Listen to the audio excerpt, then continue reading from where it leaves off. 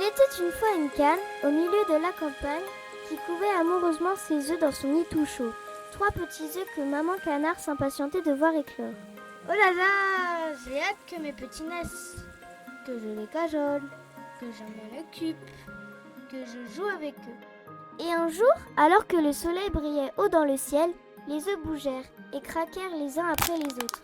Et soudain, tous les jaunes d'œufs étaient devenus vivants et sortaient leurs petites têtes. Comme vous êtes beaux, comme vous êtes jaunes. Maman canard était heureuse de voir enfin ses petits voir le jour. Les canetons s'agitaient et regardaient tout autour d'eux. Mais maman canard était aussi inquiète. Le plus gros et le plus grand de ses œufs n'avaient pas encore éclos.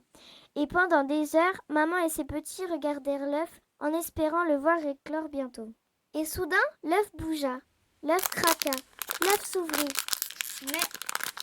Mais qu'il est laid! S'écria la mère. Il n'est pas mignon, il n'est même pas jaune. Je n'ai jamais vu un canard aussi étrangement laid. Le vilain petit canard s'agita alors, heureux d'être sorti de sa coquille, n'ayant pas conscience de ce que son étrange naissance faisait naître. Car, à vrai dire, il était très heureux de son côté, malgré les regards de dégoût des autres. Les jours passèrent, et maman canard présenta sa couvée au reste des animaux de la ferme. Mon Dieu, qu'ils sont mignons! Mais qu'arrive-t-il à celui-ci? Dit-il en désignant le vilain petit canard qui suivait ses frères et sœurs. Il est différent, lança maman canard en faisant la grimace. Mais qu'il est laid! S'écria la poule en le regardant de haut en bas. Il n'est même pas jaune, il n'est même pas doux. Son bec n'est pas orange et ses plumes sont grises. Les autres animaux de la ferme se moquaient de son apparence différente. Même ses frères se moquaient de lui. Tu es laid, tu es moche! Chantèrent-ils à tue-tête en dansant autour de lui. Tu ne seras jamais un beau canard fier et vigoureux. Le vilain petit canard était tout triste que personne ne l'aime. Les autres le mettaient de côté et ne voulaient pas jouer avec lui. Alors un soir, il prit une décision radicale. Puisque personne m'aime ici, je m'en vais.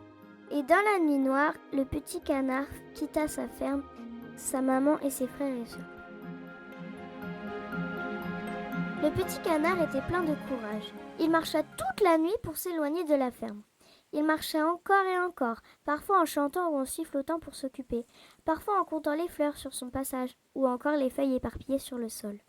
Il croisa sur son chemin d'autres animaux qui, pour la plupart, semblaient aussi effrayés par son aspect. Mais quel plumage étrange! Il n'est pas commun. S'enjoua un oiseau en gazouillant. S'il vous plaît, pouvez-vous me prendre dans votre nid pour la nuit? Il fait si froid dehors. Ah non! Tu pourrais faire peur à mes bébés. Puis l'oiseau s'envola loin dans le ciel, laissant le petit canard une nouvelle fois tout seul.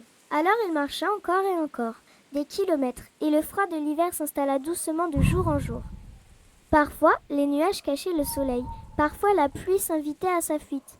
Il n'avait pas de chance et personne ne lui en laissait non plus. S'il vous plaît, monsieur Lapin, pouvez-vous me faire une place dans votre terrier pour l'hiver? Mais qui es-tu, toi? S'étonna le lapin. Bah, je suis un canard. Ha ha ha! Ricana le lapin. Ça, ce n'est pas possible. Un canard a de belles plumes colorées, un bec bien dessiné, des ailes vastes et robustes. Mais tu n'as rien de tout cela. Regarde-toi, tu es grand et tout tordu. Tes plumes sont d'un gris étrange. Tu n'es pas fier et encore moins robuste. Non, tu n'es pas un canard. Mais si, j'en suis un. Le lapin rigola de plus belle en entrant dans son terrier. Tu ne rentreras pas. Je ne sais même pas quel animal tu es. Tu pourrais manger mes petits. Et avant même que le pauvre petit canard puisse se défendre, le lapin avait disparu. Alors, il reprit sa marche dans le froid et la solitude. Et au bout de longs kilomètres, il s'arrêta, ses pattes saisies par le froid, le bec recouvert de glace. J'ai trop froid. Je vais mourir ici tout seul. Pleura-t-il. Et alors que tout espoir était perdu, 2 grosses mains vigoureuses l'attrapèrent. Mais que fais-tu tout seul ici, toi? Le petit canard ouvrit les yeux et vit un homme à la barbe fournie et aux yeux chaleureux. Si tu restes là, tu vas mourir de froid. Allez, je t'emmène chez moi. Et, transporté par le bûcheron, le petit canard somnola doucement jusqu'à sentir la chaleur du foyer de l'homme.